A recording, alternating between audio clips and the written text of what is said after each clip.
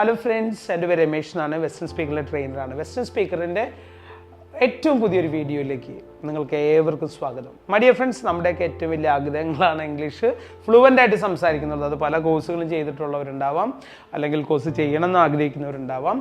കൃത്യമായിട്ട് English fluent ആവണം എന്നുണ്ടെങ്കിൽ നമ്മൾ ബേസിക്സ് ആണ് പഠിക്കുന്നത്. പക്ഷേ നമ്മൾ ഫോക്കസ് ചെയ്യാത്തത് ബേസിക്സ് ആണ്. എപ്പോഴും നമുക്ക് വലിയ വലിയ സെൻറ്റൻസുകൾ പറയണമെന്നാണ് നമ്മുടെ ആഗ്രഹം.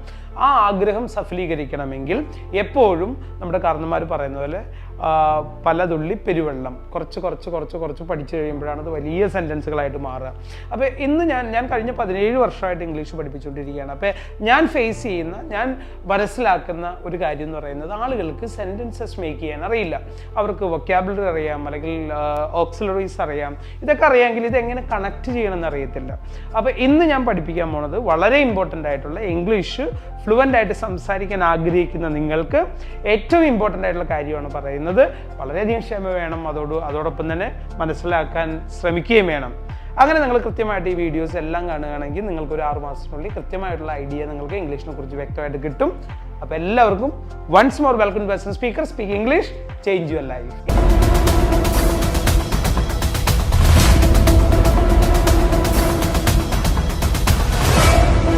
ഇന്ന് നമ്മൾ പഠിക്കാൻ പോകുന്നത് ഇംഗ്ലീഷിലെ ഏറ്റവും ഇമ്പോർട്ടൻ്റ് ആയിട്ടുള്ള ഭാഗമാണ്. ശരിക്കും പറഞ്ഞു കഴിഞ്ഞാൽ ഇംഗ്ലീഷ് പഠിക്കണമെങ്കിൽ ഇപ്പോൾ നമ്മൾ കണക്കറിയാം. നമുക്ക് കണക്കില്ലാതെ ജീവിതത്തിൽ നമുക്ക് ഒരിക്കലും മുമ്പോട്ട് പോകാൻ പറ്റില്ല, അല്ലേ? നമ്മുടെ സാലറി അല്ലെങ്കിൽ സാധനം മേടിക്കുമ്പോൾ എല്ലാം കണക്ക് കൂട്ടലുകളിലാണ് എല്ലാം നിൽക്കുന്നത്. നമ്മുടെ കുറേ പൈസ ഉണ്ടെങ്കിലും എത്ര പൈസ എന്ന് കൃത്യമായ കണക്ക് നമ്മുടെ കയ്യിലുണ്ടാവും. എത്ര അവിടെ ചിലവാക്കി, എത്ര ഇവിടെ ചിലവാക്കി, എത്ര ഇവിടെ കൊടുക്കണം എന്നുള്ള കണക്കുകൾ നമുക്കറിയാം. അപ്പം അതുകൊണ്ട് കൂട്ടാനും കുറയ്ക്കാനും ഗുണിക്കാനും ഉള്ള പട്ടിക നമ്മുടെ മനസ്സിൽ എപ്പോഴും ഓർമ്മയുണ്ടാവും, ശരിയല്ലേ? അപ്പം നമ്മൾ എങ്ങനെയാണ് അത് പഠിച്ചത്? ബേസിക്കലി ഗുണന പട്ടിക പഠിച്ചതുപോലെ, സങ്കലന പട്ടിക പഠിച്ചതുപോലെ, കൂട്ടാൻ പഠിച്ചതുപോലെ ഒന്നും നമ്മൾ ഇംഗ്ലീഷിൽ പഠിച്ചിട്ടില്ല. ബേസിക്സ് പഠിച്ചിട്ടില്ല. നമ്മൾ കണക്ക് പഠിച്ചപ്പോൾ എന്താ ചെയ്തത്? നമ്പറുകൾ ആദ്യം പഠിച്ചു. അത് കഴിഞ്ഞ് നമ്മൾ ടേബിൾസ് പഠിച്ചു. അപ്പം ടേബിളുകളാണ് ഇപ്പോഴും സ്റ്റിൽ നമ്മുടെ മനസ്സിലുള്ളത്, ശരിയല്ലേ? ഇപ്പം നമ്മളിപ്പോൾ ആദ്യം പഠിച്ചത് എങ്ങനെ? 1 × 5 5, 2 × 5 10, 3 × 5 15, 4 × 5 20. അപ്പോൾ 1 5 5, 2 5 10, 3 5 15, 4 5 20, 5 25 എന്നൊക്കെ നമ്മൾ ഒത്തിരി പറഞ്ഞ് പഠിച്ചതുകൊണ്ട് നമ്മുടെ സബ് കോൺഷ്യസ് മൈൻഡിൽ നിന്ന് അത് പോയിട്ടില്ല. പക്ഷെ ഇംഗ്ലീഷിൻ്റെ കാര്യത്തിൽ കൃത്യമായിട്ട് അങ്ങനെ നമ്മൾ പഠിച്ചിട്ടില്ല. അങ്ങനെ പഠിക്കാത്തത് കൊണ്ടാണ് 10-16 വർഷം ഇംഗ്ലീഷ് പഠിച്ചിട്ടും നമ്മുടെ ബ്രെയിനിൽ അതില്ലാത്തത്. അപ്പോൾ ഇന്ന് മുതൽ ഇനി ഒരിക്കലും നിങ്ങൾ അങ്ങനെ പറയരുത്. ഇന്ന് മുതൽ നിങ്ങൾ കൃത്യമായിട്ട് പഠിക്കാൻ പോവുകയാണ്. കൃത്യമായിട്ട് ഇതിന് വേണ്ടത് ക്ഷമയാണ്. ക്ഷമ വേണം. Consistency is the secret of skills. നിരന്തരമായിട്ടുള്ള പരിശ്രമമാണ് നമുക്ക് സ്കിൽ ഉണ്ടാക്കി തരുന്നത്. അപ്പോൾ നിരന്തരമായിട്ട് പരിശ്രമിക്കാൻ വേണ്ടി തയ്യാറാവുക. ഇംഗ്ലീഷ് ഫ്ലുവൻ്റ് ആവാൻ വേണ്ടി ഇനി മുതൽ അറ്റ്ലീസ്റ്റ് 1 മണിക്കൂറെങ്കിലും നിങ്ങൾ സ്പെൻഡ് ചെയ്യാം. ഒരു 3 മാസത്തിനുള്ളിൽ നിങ്ങൾക്ക് പക്ക ഫ്ലുവൻ്റ് ആയിട്ട് ഇംഗ്ലീഷ് സംസാരിക്കാൻ പറ്റും. അപ്പോൾ my dear friends, once more നമ്മൾ ബേസിക്സ് തുടങ്ങുകയാണ്. ബേസിക്സ് തുടങ്ങുമ്പോൾ നമ്മൾ വിചാരിക്കും ഇതൊക്കെ എനിക്ക് അറിയാമെന്ന് വിചാരിക്കും. പലതും അറിയാമെന്ന് വിചാരിക്കുന്നതാണ് നമുക്ക് ഒട്ടും ചെയ്യാൻ കഴിയാത്തത്. അപ്പോൾ ഇവിടെ നമ്മളിന്ന് ബേസിക്സ് പഠിക്കുകയാണ്. ഇംഗ്ലീഷ് ഞാനിവിടെ കംപ്ലീറ്റ് ലെറ്റേഴ്സ് ഒന്നും എഴുതില്ല. ഞാൻ അതിൻ്റെ ആ ഒരു കോഡ് മാത്രം ഒന്നോ രണ്ടോ ആൽഫബറ്റ് എഴുതത്തുള്ളൂ. പക്ഷേ ഞാൻ പറയുന്നുണ്ട്, അത് നിങ്ങൾ വ്യക്തമായിട്ട് ക്ലിയർ ആയിട്ട് മനസ്സിലാക്കുക. ഓക്കെ, ഒരുപാട് സമയം പോകാതിരിക്കാൻ വേണ്ടിയാണ്. അപ്പോൾ നമുക്ക് ഇംഗ്ലീഷ് സംസാരിക്കുമ്പോൾ ബേസിക്കലി 13 ഗോൾഡൻ റൂൾസ് എന്നാണ് പറയുന്നത്. ഈ 13 ഗോൾഡൻ റൂൾസ് മൾട്ടിപ്ലിക്കേഷൻ ടേബിൾ പോലെ പഠിക്കുന്നവർക്ക് സംശയം ഉണ്ടാവില്ല. ആ സംശയം ഇല്ലാതിരിക്കുന്ന എപ്പോഴാണ്? കൃത്യമായിട്ട് നമ്മുടെ ബ്രെയിൻ അത് അക്സെപ്റ്റ് ചെയ്യുമ്പോൾ, സബ് കോൺഷ്യസ് മൈൻഡിൽ അത് ഫീഡ് ചെയ്യുമ്പോൾ ഒരു കാരണവശാലും നിങ്ങൾക്ക് നിങ്ങളുടെ മനസ്സിൽ നിന്നത് പോകത്തില്ല. അപ്പോൾ ഇപ്പം ഞാൻ ചെയ്യുന്നത് ബേസിക്സ് ആണ്. പഠിക്കുക, ഫ്ലുവൻ്റ് ആവാൻ പറ്റും. ഓക്കെ, അപ്പോൾ ആദ്യം വരുന്നത് സബ്ജക്റ്റ് എന്നാ പറയാ. സബ്ജക്റ്റ് ഇംഗ്ലീഷിൽ സബ്ജക്റ്റ് ഉണ്ട്, അല്ലേ? സബ്ജക്റ്റ് ഒന്ന് നമുക്ക് വിഷയം എന്നറിയാം. പക്ഷേ ഇംഗ്ലീഷ് ഗ്രാമർ പഠിക്കുമ്പോൾ സബ്ജക്റ്റ് എന്ന് പറയുന്നത് എന്താണെന്നാണ് നമ്മൾ പഠിക്കുന്നത്. അപ്പോൾ സബ്ജക്റ്റ്, വാട്ട് ഈസ് സബ്ജക്റ്റ്? ഇംഗ്ലീഷിൽ സബ്ജക്റ്റ് ഇല്ലാതെ 99% സെൻറ്റൻസസ് ഇല്ല, അല്ലേ? ഒരാളൊരു പ്രവൃത്തി ചെയ്യാതെ ഒരിക്കലും എന്തില്ല, അവിടെ ഒരു റിസൾട്ട് പറയാൻ നമുക്ക് കഴിയില്ല. അപ്പോൾ ഇവിടെ നമ്മൾ പഠിക്കുന്നത് ആദ്യം സബ്ജക്റ്റ് എന്ന് പറയുന്നതാണ്. ഇംഗ്ലീഷിൽ എന്താണ് സബ്ജക്റ്റ്? ഞാൻ പറഞ്ഞു ടോപ്പിക് അല്ലെങ്കിൽ വിഷയം എന്ന് പറയാൻ നമുക്ക് മലയാളത്തിൽ. അതല്ലാതെ ഇംഗ്ലീഷ് ഗ്രാമർ എടുക്കുമ്പോൾ വാട്ട് ഈസ് സബ്ജക്റ്റ്, അതാണ് നമ്മളിന്ന് പഠിക്കാൻ പോകുന്നത്. സബ്ജക്റ്റ് എന്ന് പറയുമ്പോൾ ഒരു സ്ഥലത്ത് ആരാണോ പ്രവൃത്തി ചെയ്യുന്നത്, ആ പ്രവൃത്തി ചെയ്യുന്ന ആളെയാണ് സബ്ജക്റ്റ് എന്ന് പറയുന്നത്. ഒരു സ്ഥലത്ത് ആരാണോ പ്രവൃത്തി ചെയ്യുന്നത്. ആ പ്രവൃത്തി ചെയ്യുന്ന ആളാണ് എപ്പോഴും ഇംഗ്ലീഷിൽ സബ്ജക്റ്റ്. അത് നിങ്ങൾ എഴുതി വെക്കണം. ഒരു സ്ഥലത്ത് ആരാണോ പ്രവൃത്തി ചെയ്യുന്നത് അവരാണ് സബ്ജക്റ്റ്. ഓക്കെ, ഇപ്പൊ സബ്ജക്റ്റ് ഞാൻ എന്തൊക്കെയാണെന്ന് നോക്കാം നമുക്ക് ഇംഗ്ലീഷിൽ. ഇംഗ്ലീഷിൽ സബ്ജക്റ്റിനെ 2 തരത്തിലാണ് ഡിവൈഡ് ചെയ്യുന്നത്. ഇംഗ്ലീഷിൽ സബ്ജക്റ്റിനെ 2 തരത്തിലാണ് ഡിവൈഡ് ചെയ്യുന്നത്. അതിന് പറയുന്ന ഒന്ന് സിംഗുലർ എന്നും പറയും, 2 പ്ലൂരൽ. Singular, plural. സബ്ജക്റ്റിനെ ഇംഗ്ലീഷിൽ ഈ 2 തരത്തിലേ ആക്കിയിട്ടുള്ളൂ സബ്ജക്റ്റിനെ. ഇത് ഞാൻ പറയുന്ന എല്ലാം പെർമനൻ്റ് ആണ്. ഓരോ ക്ലാസ്സിലും നിങ്ങൾക്ക് വ്യക്തമായിട്ട് മനസ്സിലാവും അത്. അപ്പോൾ ഇംഗ്ലീഷിൽ സബ്ജക്റ്റിനെ 2 കാറ്റഗറി ആയിട്ടാണ് ഡിവൈഡ് ചെയ്തിരിക്കുന്നത്. ഒന്ന് സിംഗുലർ, പ്ലൂരൽ. ഇത് മലയാളത്തിൽ പറയുകയാണെങ്കിലോ ഏകവചനങ്ങളും ബഹുവചനങ്ങളും അല്ലേ. സിംഗുലർ എന്ന് പറഞ്ഞാൽ ഏകവചനങ്ങൾ എന്നാണ്, പ്ലൂരൽ എന്ന് പറഞ്ഞാലോ ബഹുവചനങ്ങൾ എന്നാണ്. അപ്പൊ ഇവിടെ സിംഗുലറും പ്ലൂറലും ആണ് സബ്ജക്ട്. പ്രവൃത്തി ചെയ്യുന്നവർ 2 തരത്തിലാണ് ഡിവൈഡ് ചെയ്തിരിക്കുന്നത്, സിംഗുലർ ആൻഡ് പ്ലൂറൽ. അപ്പൊ ഇനി ഇത് ഏതൊക്കെയാന്ന് നമുക്ക് നോക്കാം. സിംഗുലർ എന്ന് പറഞ്ഞാൽ എന്താണ്, പ്ലൂറൽ എന്ന് പറയുമ്പോൾ എന്താണ്? അപ്പൊ നമ്മൾ പറഞ്ഞു സിംഗുലർ ഏകവചനം, പ്ലൂറൽ ബഹുവചനം. അപ്പൊ ഏതൊക്കെയാ സിംഗുലർ സബ്ജക്ട്? നമ്മൾ പഠിച്ചിട്ടുണ്ട് ഹി. നമ്മൾ പറയാറില്ലേ അവൻ. അവൻ എന്ന് പറയുന്നിടത്തെല്ലാം നമുക്ക് എന്ത് ചെയ്യാം, ഹീനെ ഉപയോഗിക്കാം. അവൻ ഇവിടേക്ക് വന്നു, ഹി കെയിം ഹിയർ. അവൻ ഇവിടുന്ന് പോയി, he has gone from here. ബാക്കിയുള്ളതൊന്നും നിങ്ങൾ നോക്കണ്ട, ഹീനെ മാത്രം ഫോക്കസ് ചെയ്താൽ മതി. ഓക്കെ, പിന്നെ എന്താണ് അടുത്തത്? She.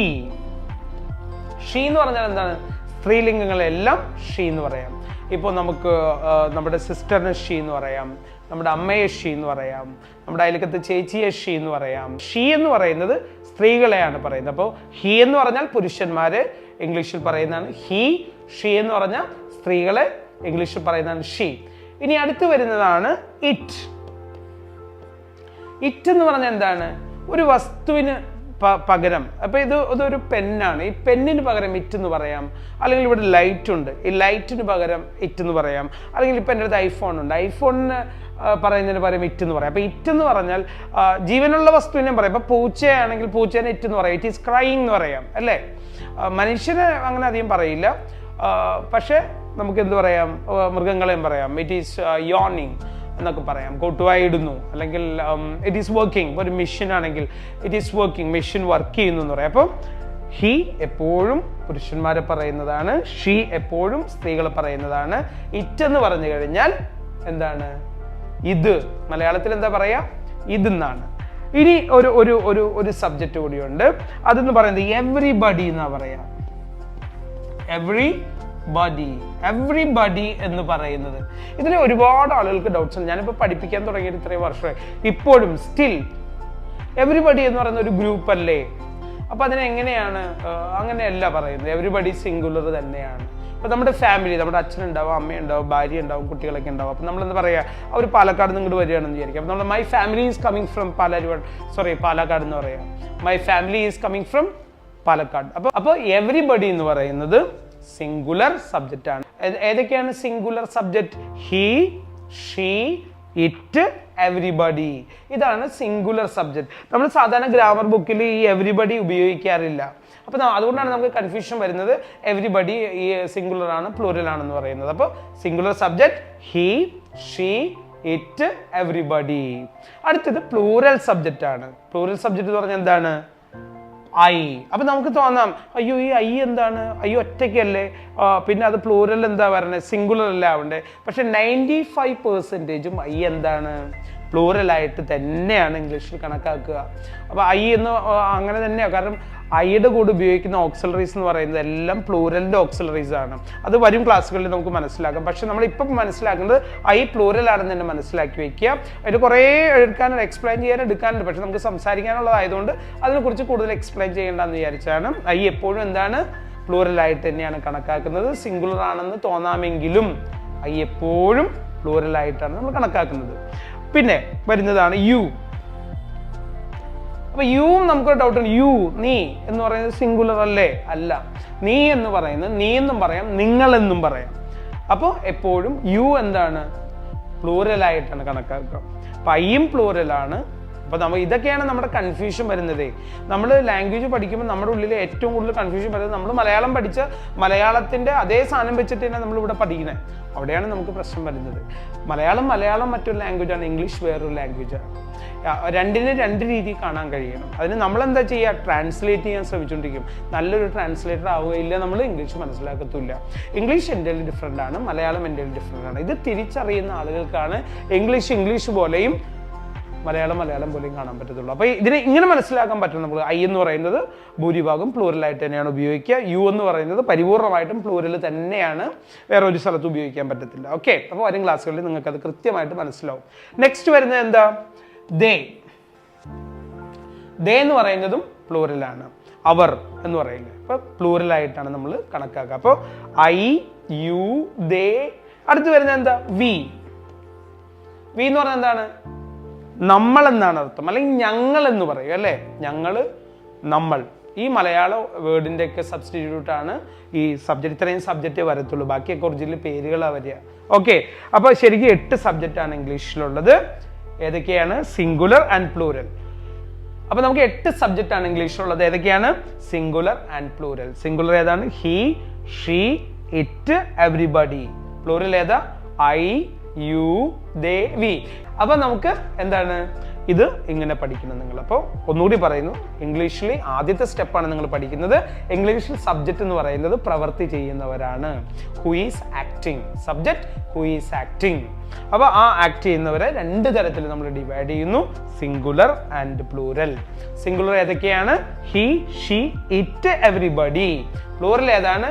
I, you, they, we. ഇനി നമ്മൾ പഠിക്കാൻ പോകുന്നത് എന്താ? ഇപ്പൊ പഠിച്ചതിന് മലയാളം ഒന്നുകൂടി പഠിപ്പിക്കുകയാണ്. എന്താണ്? ഇപ്പൊ ഹി എന്ന് വെച്ചാൽ ഹി എന്താണ്? അവൻ. ഹി, അവൻ. ഹി എന്ന് വെച്ചാൽ അവൻ എന്നാണ്. ഇപ്പൊ ഷീ എന്ന് വെച്ചാൽ ഷീ, അവൾ. ഷീ, അവൾ. ഇറ്റ്, ഇത്. എന്താണ്? ഒരു ജീവനില്ലാത്ത വസ്തുവിനെയും ജീവനുള്ള മൃഗങ്ങളെയൊക്കെ നമുക്ക് ഇറ്റ് എന്ന് പറയാം. ഓക്കെ, അല്ലെങ്കിൽ ഒരു മെഷീൻ, എന്ത് വേണമെങ്കിലും പറയാം നമുക്ക്. എവരിബഡി, എവരിബഡി, എല്ലാവരും. എന്താണ്? എല്ലാവരും. എവരിബഡി, എല്ലാവരും എന്ന് പറയാം. അപ്പൊ ഇതാണ് സിംഗുലർ സബ്ജക്റ്റ്. ഏതാണ്? ഏകവചനങ്ങൾ എന്ന് മലയാളത്തിൽ പറയുന്നു. സിംഗുലർ സബ്ജക്റ്റ് ആയിട്ട് ഇംഗ്ലീഷിൽ കാണുന്നതാണ്. ഓക്കെ, രണ്ടാമത് വരുന്നതാണ് പ്ലൂറൽ സബ്ജക്റ്റ് അല്ലേ. Singular and plural. അടുത്തതാണ് ഐ. ഐ എന്ന് വെച്ചാൽ എന്താണ്? ഞാൻ എന്നാണ് അർത്ഥം അല്ലേ. ഐ എന്താണ്? ഞാൻ. ഐ എന്ന് പറഞ്ഞാൽ ഞാൻ എന്നാണ്. Then you. യു എന്ന് പറഞ്ഞാൽ നീ അല്ലെങ്കിൽ നിങ്ങൾ അല്ലേ. നിങ്ങൾ. നീ അല്ലെങ്കിൽ നിങ്ങൾ. അപ്പൊ ഐ, ഞാൻ, നീ, അല്ലെങ്കിൽ യു എന്ന് വെച്ചാൽ നീ അല്ലെങ്കിൽ നിങ്ങൾ. ഇനി എന്താണ്? ദേ. ദേ എന്ന് വെച്ചാൽ എന്താണ്? അവർ. അവർ എന്നാണ് അർത്ഥം. സോറി, അവർ. ദേ, അവർ. അപ്പൊ ഐ, ഞാൻ, യു, നീ അല്ലെങ്കിൽ നിങ്ങൾ, ദേ, അവർ. ഇനി ഒരെണ്ണം കൂടി ഉണ്ടല്ലേ. ഒരെണ്ണം വരുന്നതാണ് വി. വി എന്ന് പറഞ്ഞാൽ എന്താണ്? ഞങ്ങൾ. ഞങ്ങൾ അല്ലെങ്കിൽ നമ്മൾ. നമ്മൾ. നമ്മൾ അല്ലെങ്കിൽ ഞങ്ങൾ. ഇപ്പൊ ഞങ്ങൾ പോവുകയാണെന്ന് പറയാം, നമ്മൾക്ക് പോകാന്ന് പറയാം. അപ്പോഴൊക്കെ വി എന്നാണ് നമ്മൾ പറയാം.